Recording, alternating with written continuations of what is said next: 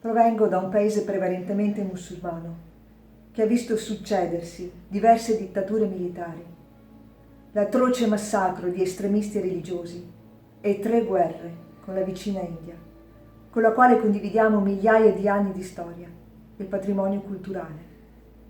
Oggi viviamo ancora con la paura di una vera e propria guerra con la vicina gemella, addirittura una guerra nucleare, visto che entrambi i paesi possiedono le armi.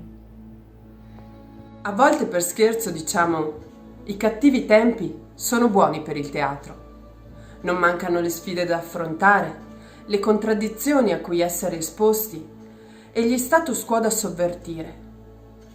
Il mio gruppo teatrale, Ayoka ed io, facciamo i funamboli su questa corda da oltre 36 anni.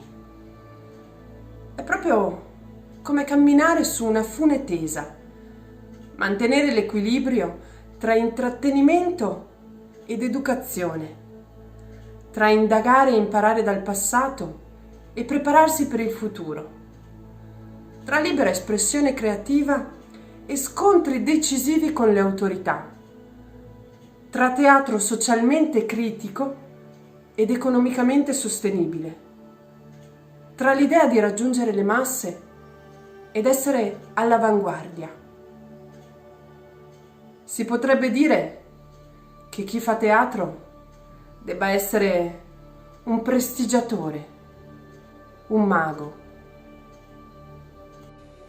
In Pakistan è esistita una netta divisione tra sacro e profano. Per il profano non c'è spazio per l'indagine religiosa, mentre per il sacro non c'è la possibilità di un dibattito aperto e per nuove idee. In effetti l'ordine conservatore considera arte e cultura come inammissibili nei propri giochi sacri. Quindi il campo di gioco per gli artisti performer è sempre stato come una corsa ad ostacoli. Prima devono dar prova delle proprie credenziali in qualità di bravi musulmani e ligi cittadini, oltre a provare a stabilire che danza, musica e teatro sono ammessi nell'Islam. Un grosso numero di musulmani osservanti sono quindi sempre stati riluttanti ad abbracciare le arti performative, anche se gli elementi di danza, musica e teatro sono parte della loro vita di tutti i giorni.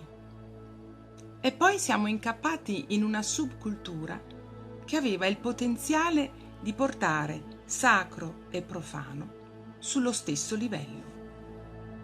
Durante il regime militare in Pakistan negli anni '80, Ayoka è stato fondato da un gruppo di giovani artisti che hanno sfidato la dittatura per mezzo di un teatro del dissenso, socialmente e politicamente forte.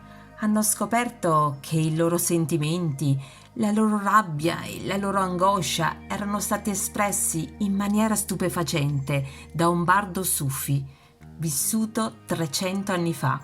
Si tratta del grande poeta sufi Bulleh Shah.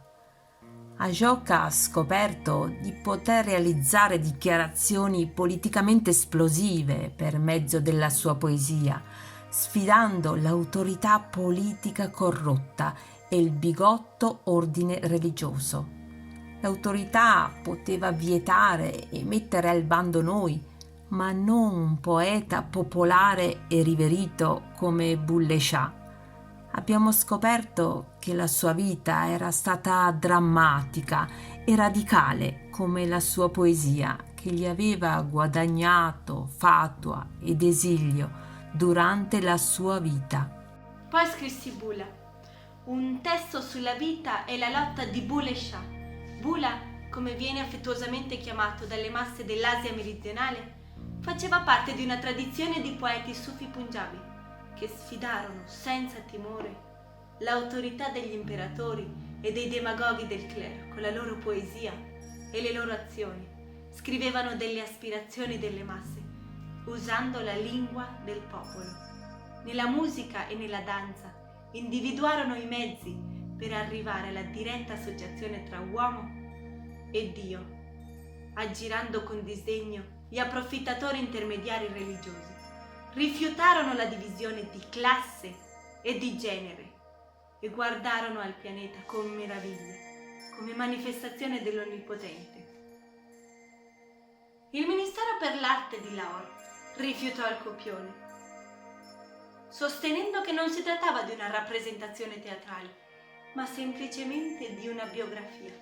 Ma quando il testo venne rappresentato in una location alternativa al Goethe Institute, il pubblico vide, capì e apprezzò il simbolismo presente nella vita e nella poesia di questo poeta del popolo. Si poterono identificare in toto nella sua vita e sui tempi, vedendovi rispecchiate le loro stesse vite e il loro presente. Quel giorno del 2001 nasceva un nuovo tipo di teatro. Divennero parte dell'opera teatrale la musica devota Qawwali, la danza Dahamal Sufi e la recitazione di poesia motivante e addirittura il canto meditativo zikir.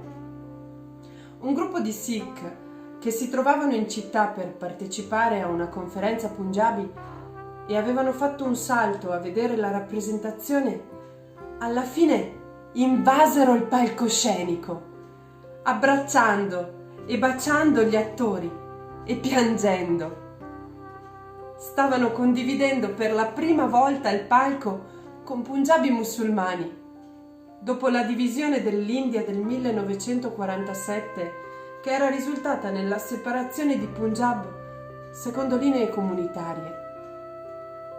Bulleh Shah si era rivelato caro a loro quanto lo era stato per i Punjab musulmani, perché il Sufi trascende le divisioni religiose o comunitarie.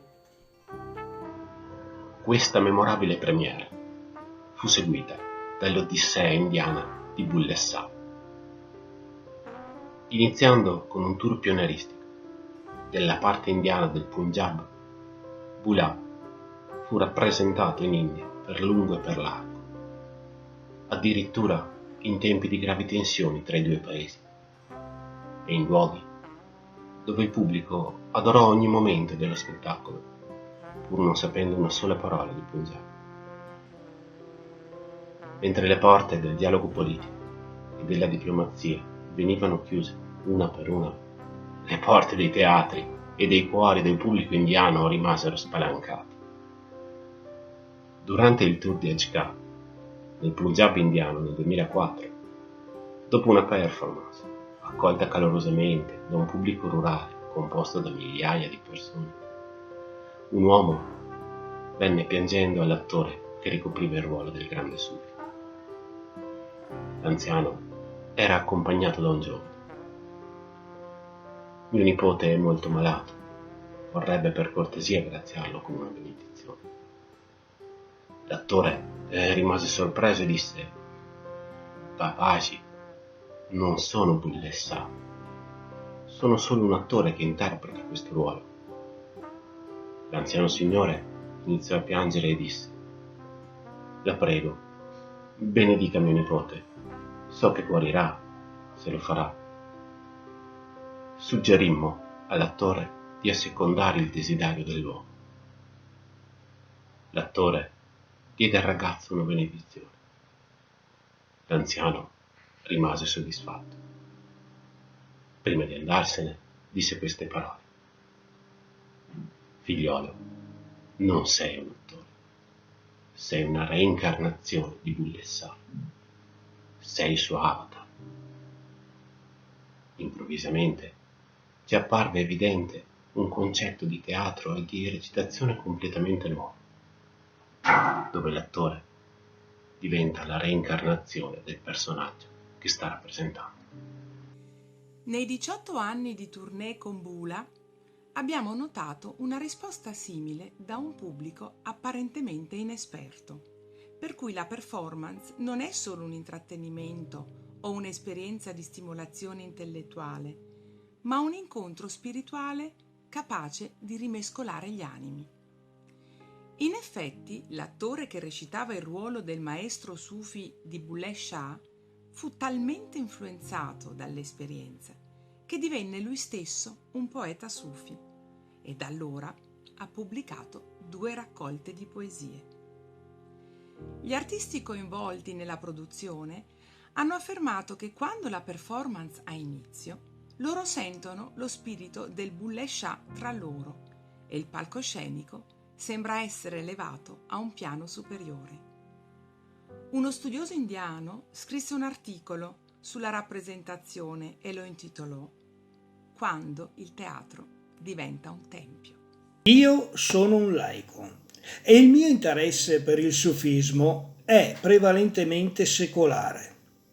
Mi interessano di più gli aspetti performativi e artistici dei poeti sufi punjabi, ma il mio pubblico, che potrebbe essere estremista e non bigotto, possiede magari sincere convinzioni religiose. Esplorare storie come quella di Bulleh Shah, e ce ne sono tante in tutte le culture, può diventare un ponte tra noi persone di teatro e un pubblico inconsapevole ma entusiasta. Insieme possiamo scoprire la dimensione spirituale del teatro e costruire ponti tra il passato e il presente, fungendo da guida per un futuro che è il destino di tutte le comunità, credenti e non credenti, attori e anziani e i loro nipoti. Il motivo per cui condivido la storia di Bulleh Shah e la nostra esplorazione di un genere di teatro sufi è che mentre ci esibiamo sul palcoscenico, a volte veniamo portati via dalla nostra filosofia del teatro, dal nostro ruolo di messaggeri di cambiamento sociale. E così facendo, ci lasciamo alle spalle una grossa sezione delle masse. Nel nostro impegno con le sfide del presente, ci priviamo della possibilità di un'esperienza spirituale profondamente toccante che il teatro potrebbe fornirci. Nel mondo di oggi, in cui l'intolleranza, l'odio e la violenza aumentano sempre di più, le nazioni sembrano essere schierate contro altre nazioni. I credenti combattono contro altri credenti e le comunità vomitano odio contro altre comunità. E nel frattempo, bambini muoiono di malnutrizione e madri di parto per la mancanza di una pronta assistenza medica. E fioriscono ideologie di odio. Il nostro pianeta sta precipitando sempre più in una catastrofe climatica. E già si sente il rumore degli zoccoli dei cavalli mentre i 4 cavalieri dell'Apocalisse arrivano al galoppo. Dobbiamo ridare vigore alla nostra forza spirituale. Dobbiamo combattere l'apatia, l'indolenza, il pessimismo, l'avidità e il disprezzo per il mondo in cui viviamo, per il pianeta in cui viviamo. Il teatro ha un ruolo nobile, nel dare energia e spingere l'umanità a risollevarsi dalla caduta nell'abisso. Il teatro può trasformare il palcoscenico, lo spazio dello spettacolo, rendendolo qualcosa di sacro. Nell'Asia del Sud, gli artisti toccano con riverenza le assi del palcoscenico prima di salirvi sopra, secondo un'antica tradizione che risale a un tempo in cui lo spirituale e il culturale si intrecciavano.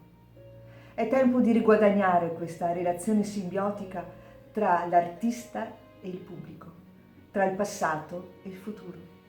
Fare teatro può essere un atto sacro e gli attori possono davvero diventare gli avatar di ruoli che interpretano. Il teatro ha il potenziale per diventare un tempio e il tempio uno spazio dello spettacolo.